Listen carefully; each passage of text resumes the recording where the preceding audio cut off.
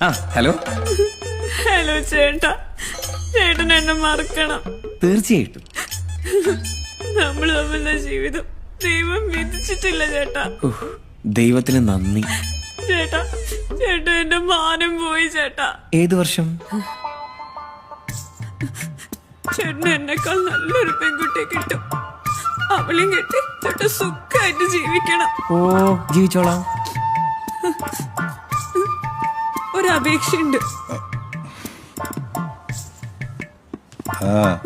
എനിക്കെന്റെ ചേട്ടനോട് ഒറ്റയ്ക്കൊന്ന് സംസാരിക്കണം. അവസാനത്തെ ആഗ്രഹം, പ്ലീസ്.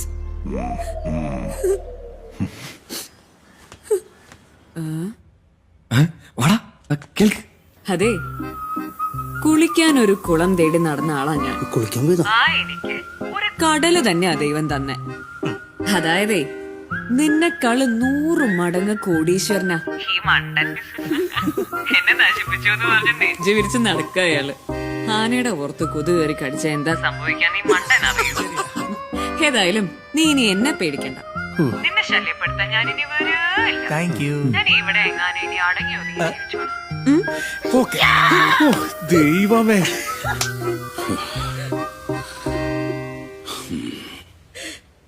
മനസ്സിലേ എടി, അവര് നല്ല വിഷമമുണ്ട്. ആ ശ്രീധര, ഗംഗാധര, മുഹൂർത്തത്തിന് സമയമായല്ലോ. അല്ല, നിങ്ങളെല്ലാവരും എന്താ ഇങ്ങനെ വിഷമിച്ചിരിക്കുന്നേ? നീ എന്താ കൊച്ച കരയുന്നേ? അപ്പൊ താൻ വിവരൊന്നും അറിഞ്ഞില്ലേ? ഇല്ല, ഞാൻ വരാനല്പം വൈകിയല്ലോ. എന്താ കാര്യം? ആ പെൺകുട്ടി വേറെ ഏതോ ഒരുത്തന്റെ കൂടെ ഒളിച്ചോടി പോയി. അവളും എന്റെ മോനെ ചതിച്ചടോ. ദേ നിക്കണ നിപ്പ് കണ്ടില്ലേ? ചെലവുണ്ട് കേട്ടോ പട്ടി. എന്റെ പൈസ മൊത്തം നിങ്ങൾ തീർത്തില്ലടാ പിണ്ടി. കാര്യം കഴിഞ്ഞപ്പോ കാലുമാറി പട്ടി. എല്ലാം ഓക്കെ ആയല്ലേ ചേട്ടാ? എന്റെ സിനിമയുടെ കാര്യം ഇത് എന്നൊരു സിനിമയുടെ കഥയിലാണ്. അത് പോരാ കരണ്ടാ. ചേട്ടാ, ഈ ആഹാരമൊക്കെ എന്ത് ചെയ്യണം? ആഹാരം എന്റെ അണ്ണാക്കിലേക്ക് കൊണ്ടുപോയി വെട്ടി മൂടറോ. അത് നിൽക്കവിടെ. ഓ, ടെക്നിക്സിന് ഉപയോഗിക്കാം.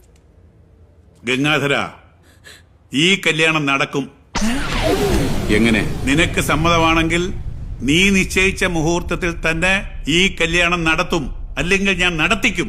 എങ്ങനെ നടക്കുന്നു പറ ശ്രീധര. നിങ്ങൾക്കൊക്കെ ഇഷ്ടമാണെങ്കിൽ എന്റെ മകളുടെ കഴുത്തിൽ നിന്റെ മകൻ താലി കെട്ടും.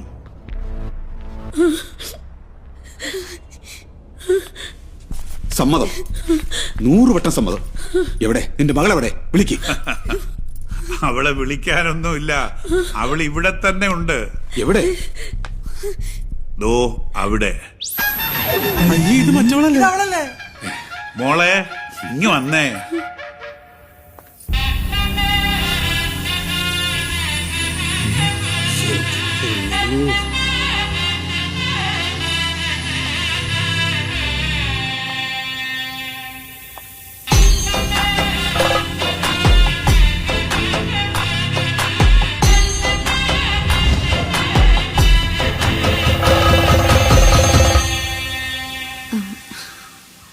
എനിക്ക് ഒരു കാര്യം പറയാനുണ്ടായിരുന്നു. എന്താ? എനിക്ക് എനിക്ക് എനിക്ക് ഇയാളെ ഇഷ്ടം.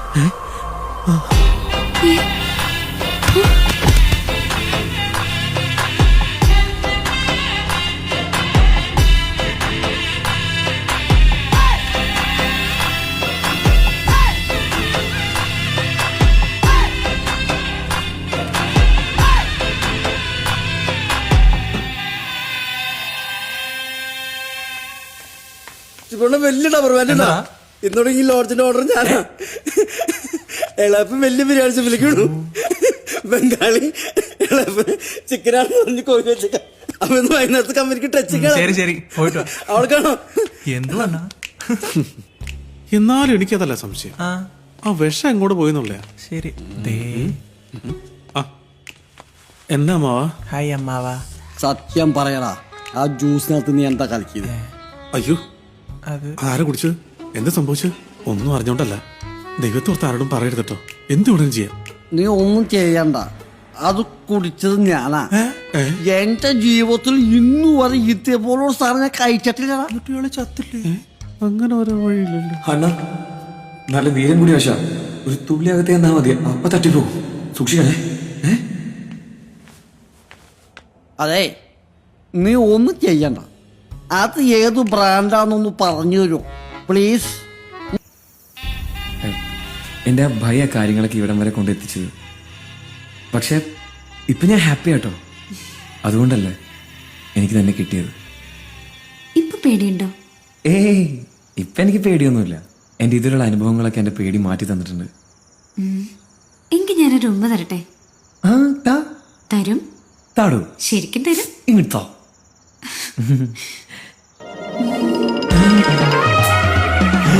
ഏ